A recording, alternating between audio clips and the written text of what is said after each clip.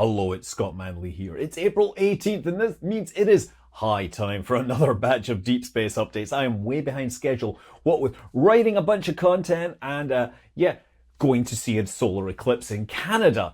But before we talk about any of that, we're going to go back and talk about the launches going all the way back to 26th of March when we had a Long March 6A launching out of Taiyuan. And this was carrying the Yunhai 3 meteorology satellite into sun-synchronous orbit. 30th of March saw a Falcon 9 launching out of Kennedy, and this was a geostationary launch carrying Eutelsat 36D, which is a replacement satellite for 36B. It was launched on a Proton about 15 years ago. 31st of March, Falcon 9, again carrying Starlink Group 6-45 out of Cape Canaveral, Slick 40, 23 of those satellites.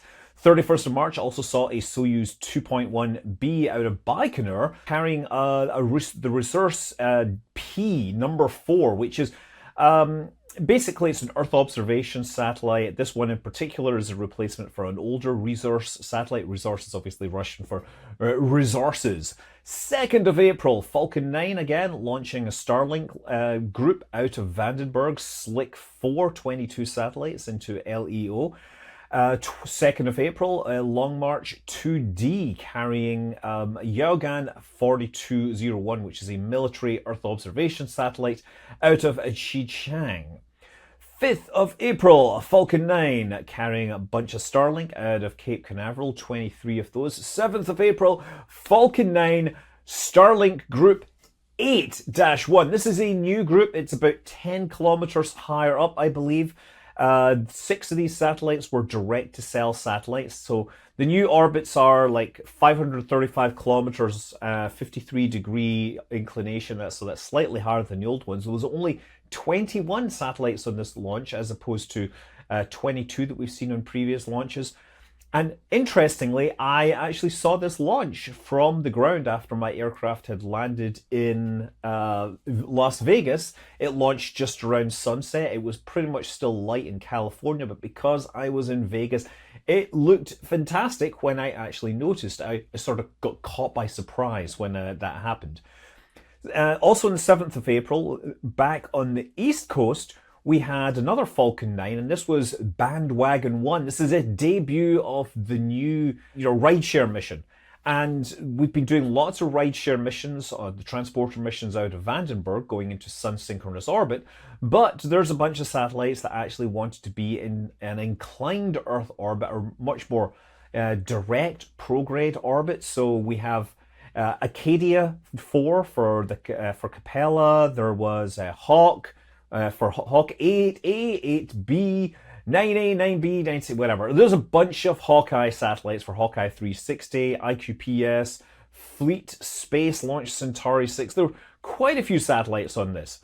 But that was all very cool, but really an important milestone launch, which we had been waiting for with a sort of sadness in our heart, was on the 9th of April when Delta IV Heavy launched for the final time. This brings an end to every Delta vehicle, going all the way back to the 1950s, starting with the Thor. I have a great 3-part history of the Thor and the Delta launch vehicle. Now, of course, this was an NRO mission, super classified NROL 70, but the only payloads that we know that launch on Delta IV that need this capability is the Orion, our Mentor spacecraft. These are signals intelligence satellites that sit in geostationary orbit. It supposedly unfurls an antenna, which is, according to some sources, perhaps 100 meters across, which seems absolutely crazy. That's the size of a very large radio telescope, but I wouldn't be surprised if that's what it is. Obviously, in the future, they're going to have to find something else to launch them, and that will presumably be a Falcon Heavy or maybe a Vulcan. But yeah, as of now, Delta IV Heavy, that brings to an end that family. It is survived by some relatives. It's often pointed out that SLS, the ICPS, the interim cryogenic propulsion stage, is derived from the Delta IV spacecraft. So you might naturally call SLS Delta V or Delta V. And also, the Japanese H3 has lineage which is traced back to the Thor, back to the Delta. So, two separate families that don't officially call themselves Delta, but certainly have Delta DNA. What an amazing career this rocket family has had. Anyway, moving forward with the launches. 10th of April, Falcon 9, Starlink out of Cape Canaveral's Slick 40, another 23 satellites. 11th of April, we saw Angara A5 with the Orion upper stage. So this is the maiden flight of that combination. The Angara A5 is, of course, supposed to replace the Proton. It's a cryogenic propulsion, multi-core. It is able to, so Proton is obviously problematic because of its really toxic hypergolic propellants. Russia have been spending a very long time trying to build up a replacement, and this one actually finally flew. It mostly flew with a mass simulator. I believe it was supposed to carry this payload into geostationary orbit, but it did include a small test satellite called Garganets, which is a 3U CubeSat. It has solar cells and a itty-bitty ion thruster in a CubeSat technology demonstrator. 11th of April, we had Falcon 9 again, launching out of Vandenberg.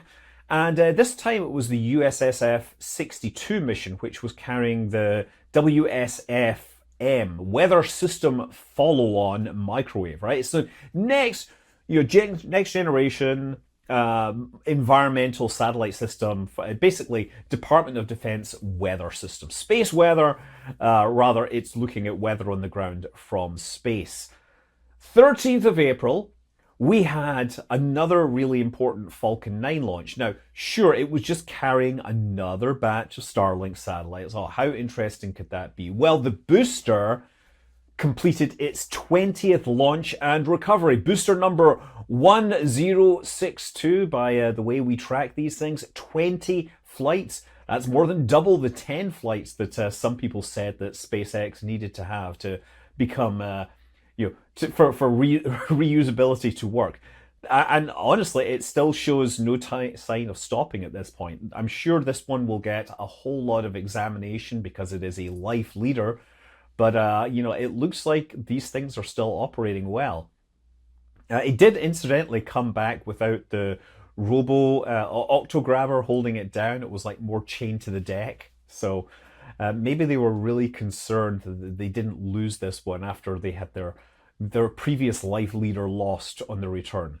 15th of April, Long March 2D out of Jiuquan. This was carrying the SuperView Neo for China Seaway into sun-synchronous orbit. This is another Earth observation satellite. And 17th of April, another Starlink from Florida. Okay, great. Now, let's talk about the actual news. So yes, giant solar eclipse. I have a whole video about that. It was incredibly exciting for me. Last minute plans changed. Some amazing footage coming out of that. I'm not going to go into it too much in detail here because I do have this entire other video where I talked about it.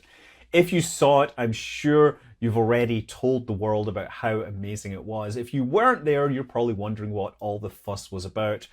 Trust me, this was amazing. Actual space news, moving onwards. So there's a move being made by the White House. There's a new policy which basically says NASA has to develop a standard time for the moon. So we have like Universal Time, UTC, which is, reference to Greenwich on Earth. Actually, it's technically not Greenwich anymore, but they want to have a time system for the moon. And you might think, well, surely, why can't you just use Earth time? Well, it turns out that the moon, because it's higher up in Earth's gravity well, because it's slightly further away and because it's moving, general relativity means that it loses, an Earth-based clock loses like 59 microseconds compared to the moon. And 59 microseconds may not seem like much, but if you're timing radio waves, say because you're trying to synchronize a radio telescope at the moon and a radio telescope on the Earth, these things need to correctly understand the time zones that they are operating in, and you have to account for this. So NASA is being tasked with developing a lunar time standard which can be used for all spacecraft operating at the moon, which is really, one of these fundamental things that you need to have if you're going to be operating in cislunar space, to have a standard way of timing things. Time across the solar system is surprisingly complicated because relativity decides that time doesn't want to run the same everywhere. Anyway, on April 3rd, NASA announced 3 recipients of a lunar terrain vehicle contract. Now, these are early awards. There may be a lot to happen before they actually land stuff on the surface, but the 3 winners who may be participating in the Artemis 5 mission are Intuitive Machines, Lunar Outpost, and Venturi Astrolab. So this is for an unpressurized lunar rover, and the idea is that these companies will deliver a rover to the surface, and then Artemis 5 will come down and meet it, and the astronauts will have this to use to move around. Now, in the case of like the Astrolab, I believe their vehicle is also designed to operate autonomously on its own, and it's potentially going to get launched on a cargo, I think as a Starship cargo vehicle. And these aren't going to go on the actual lander that carries the astronauts. They're going to be separate. And for Artemis 5, that is going to be the Blue Origin, Blue Moon 2, astronaut lander. So for this contract, there were 9 proposals submitted to NASA, and 3 of them were pretty much thrown out right away without consideration because they were all unacceptable.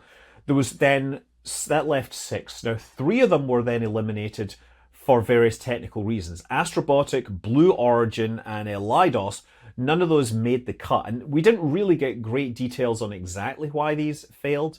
But the Blue Origin incidentally hadn't mentioned that it was participating in this, and we only found out afterwards when we found out that they had been denied.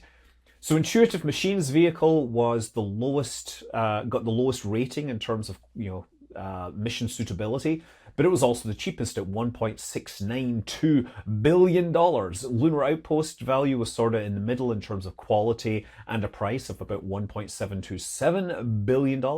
And Astrolab actually got the highest mission suitability score, but also the highest price at $1.928 billion, so that you could drive around on the moon and not have to walk everywhere like those space plebs on, Apollo 11, 12, and 14. Now, these are unpressurized rovers, and NASA made a point of saying that they were not going to announce the pressurized rover contract just yet. And a few days later, we found out why. Because Japan signed on with a major contribution. They're going to develop a pressurized rover for the moon, and I'm not sure how that's going to be delivered, but in exchange for developing this massively important piece of lunar hardware, which will be used by future astronauts, Japan will get to fly an astronaut to the moon on SLS and, the human landing system.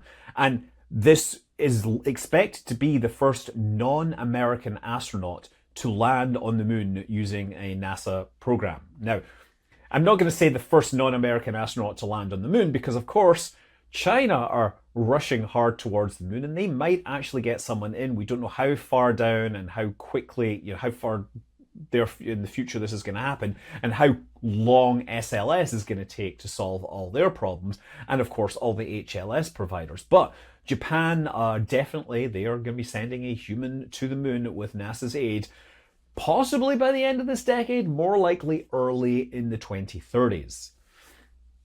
Now, coming back closer to Earth, Blue Origin, which I mentioned, yes, they are resuming human flights of their new Shepard vehicle.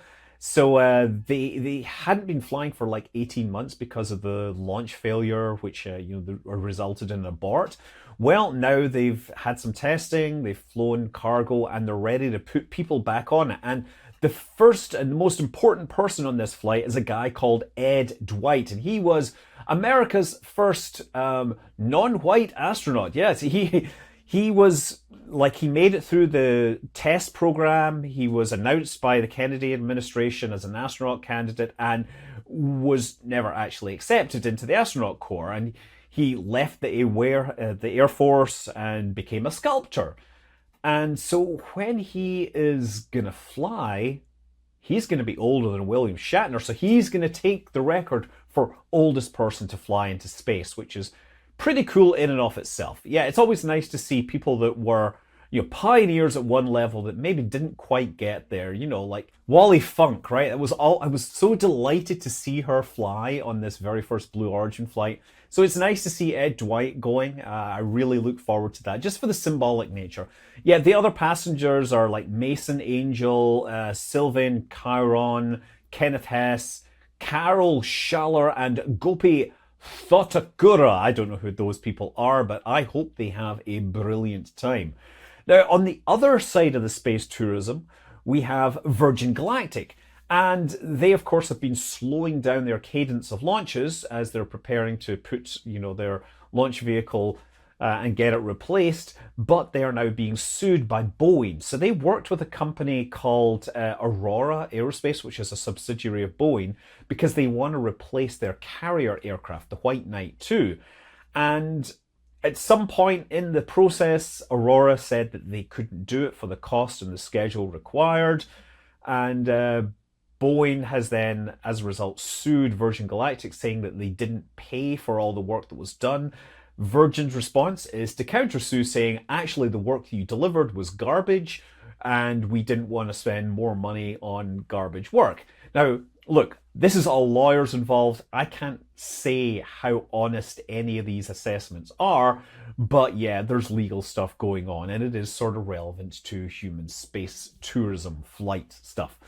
The European Space Agency announced on April 9th that they were going to award Thales Alenia $567 million, or whatever that is in euros, to restart work on ExoMars, the Rosalind Franklin rover. If you remember, this was going to be a project that was performed with Russia, who were going to land it on Mars, and then Europe was going to have a rover on the surface. And obviously, the whole invasion of Ukraine meant that that was never going to happen. Well, it's been sitting around in a warehouse, and it's finally going to have its chance to get finished up, buffed, cleaned, get its paint job, and get put on a rocket and sent to Mars. So it's going to have like a drill that can dig down into the surface. And yeah, it'll be doing all sorts of cool science, assuming that it doesn't crash, because we all know how difficult landing on Mars can be. Elon, he gave his latest version of the Making Life Interplanetary presentation, putting humans on Mars to save them from, hazards that could befall the Earth. And yeah, this is retreaded a whole lot of work that we've already previously talked about. But I think the most important thing was that he basically said that after working on this first generation of Starship, they've sort of realized that they haven't been able to get the weight down quite as much as they wanted. And it looks like rather than 100-something tons to orbit, they were more down around 40 to 50 tons to orbit. And they're going to have to stretch Starship and Super Heavy to actually get to their target of 100 more tons to orbit. So they're working on improved Raptor engines. And Raptor is already... yeah, it's already pushing hard up against the limits, but they just keep trying to squeeze more performance out of this. So the next generation of Raptor will go from 230 tons to 280 metric tons of thrust, and perhaps the target they're aiming for is like 330 tons of thrust on the perhaps the Raptor that they will use the most. This would stretch the vehicle to get into a new version, Starship 2, Starship 3. So like Starship 2 is going to be about 10% more mass and propellant in the first stage and 25% more in the second stage. So it stretches a little in the first stage. They just gain a little by changing, or they gain a lot rather, by changing the curvature of the bulkheads. Second stage is going to be visibly longer. And the Starship 3, Super Heavy 3, that will be even bigger. That'll aim to get 200 tons into orbit. And the whole stack will be something like 25 meters longer. And so look, there's a whole bunch of people out there that have been, saying bad things about Starship and are no doubt rubbing their hands with glee saying, see, I told you it wasn't capable of doing what they were going to do. And it's like, yes, you're right. It wasn't. They overpromised, underdelivered. But you know what?